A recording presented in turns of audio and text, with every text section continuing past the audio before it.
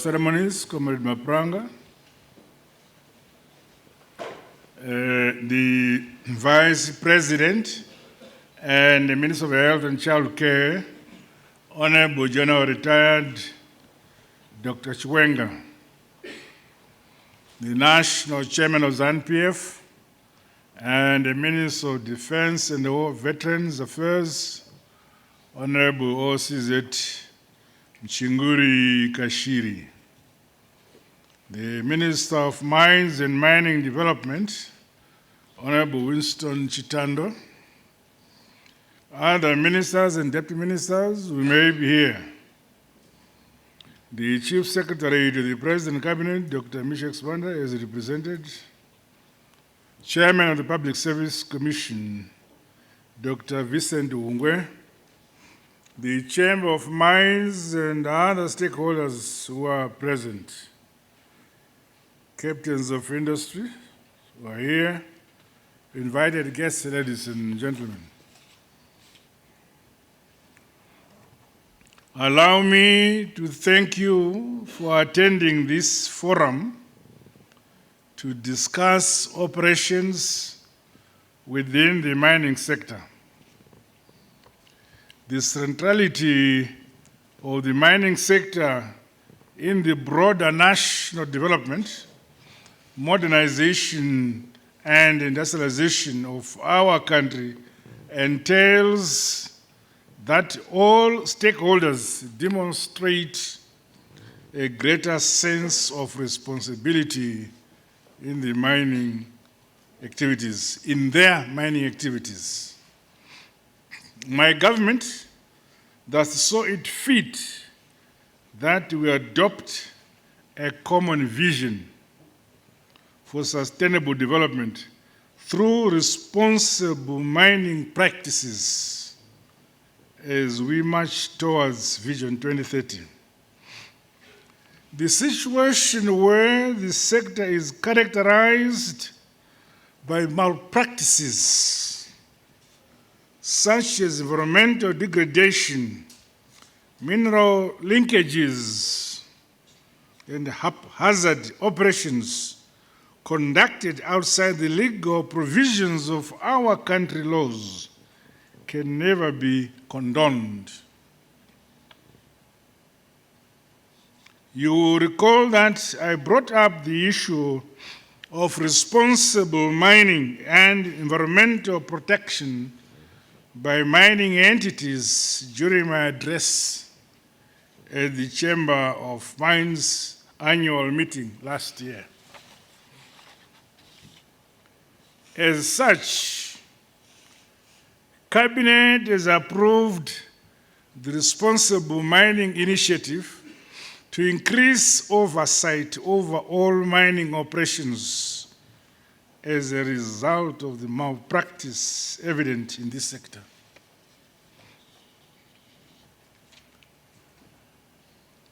This initiative represents an essential milestone in our journey towards a sustainable 12 billion mining industry. And furthermore, the program is an indispensable undertaking in my government's quest to exercise good stewardship over the many natural and mineral resources that our beautiful country Zimbabwe has been blessed with by the Almighty God. To enhance greater compliance, a responsible mining audit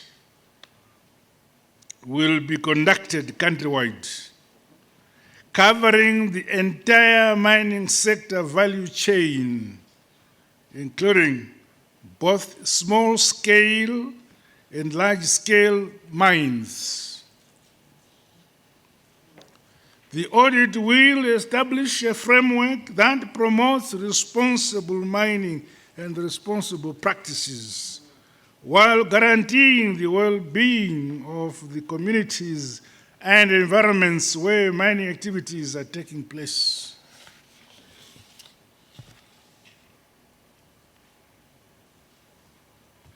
Zimbabwe is open for business, but is not open for abuse.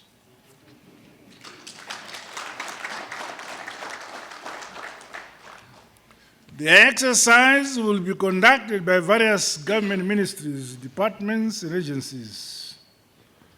Audit teams will conduct thorough investigations on activities within the various mining entities, with the objective of highlighting challenges and proffering recommendations towards the overall improvement of our mining sector.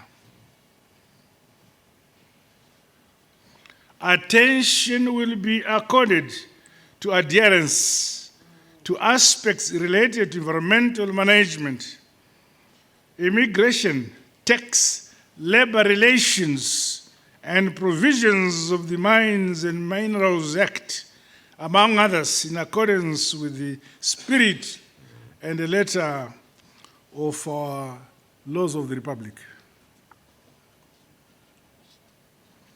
All mining entities, with no exception, and I repeat, all mining entities with no exception and regardless of size, should abide by our country laws if they have to remain mining.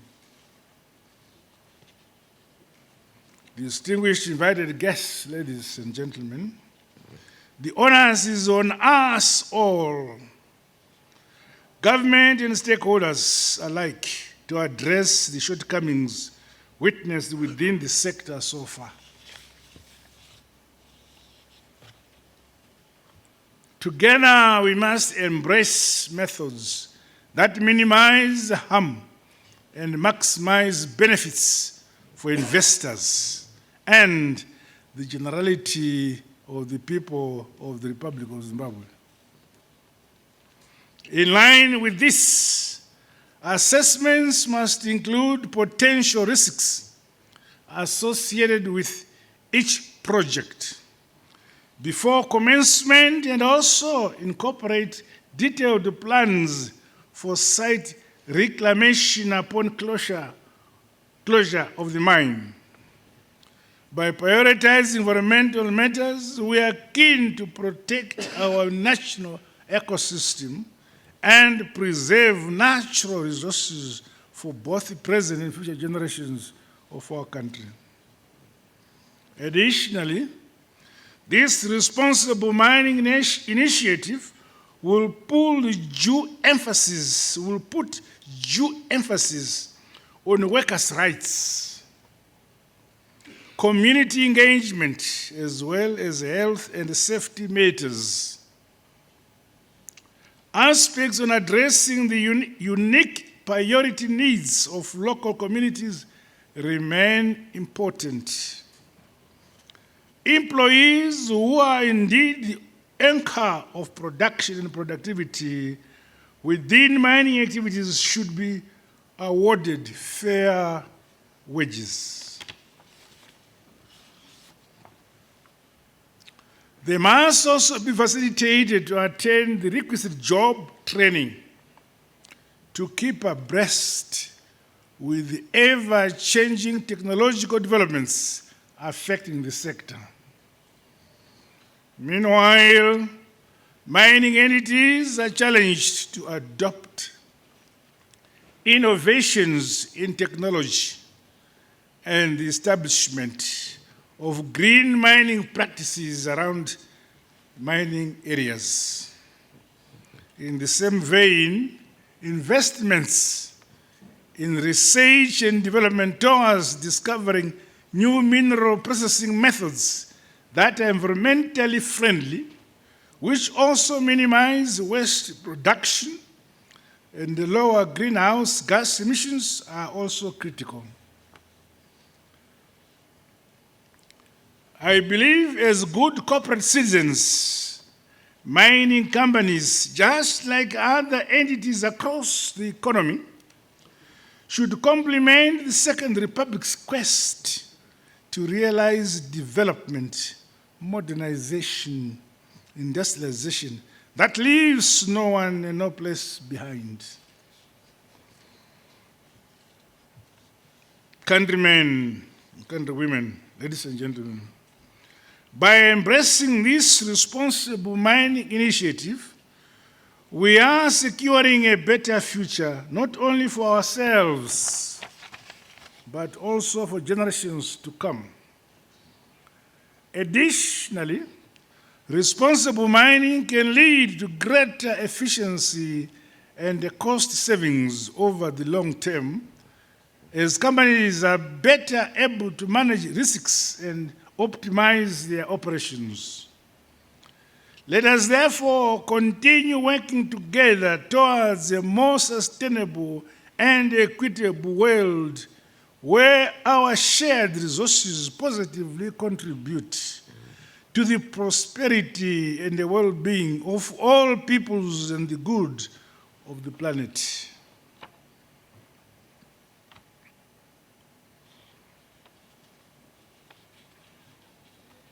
Finally,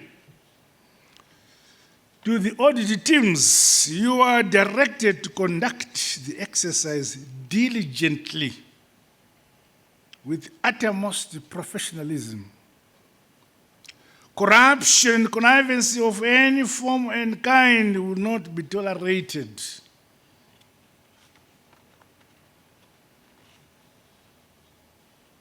This is never a threat, but brotherly and sisterly advice.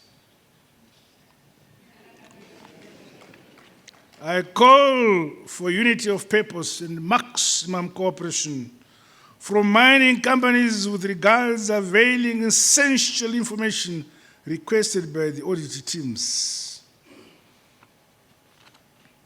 I have recently noticed several mining entities flouting the laws that have been pronounced by the Second Republic, not at night, but during the day.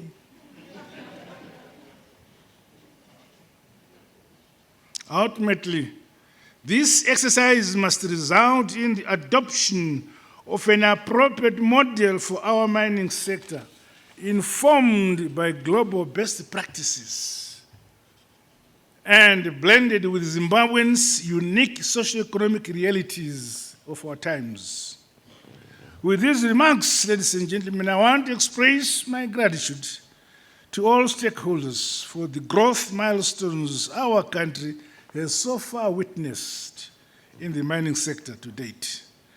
I am thus confident that you will all support this noble and timely initiative for all of us to be happy. You make your money and we modernize our country. Together in unity, we will surely realize greater success for all as we build Zimbabwe brick by brick, stone upon stone, step by stone. This is why we fought for freedom, for sovereignty, and for independence. I thank you. Mawanzira wanoita dzimba dzavo vanoda kuti vamwe tigare mumiti dzimba 10 pamunhu umwe chete vanoda kuti vamwe tigare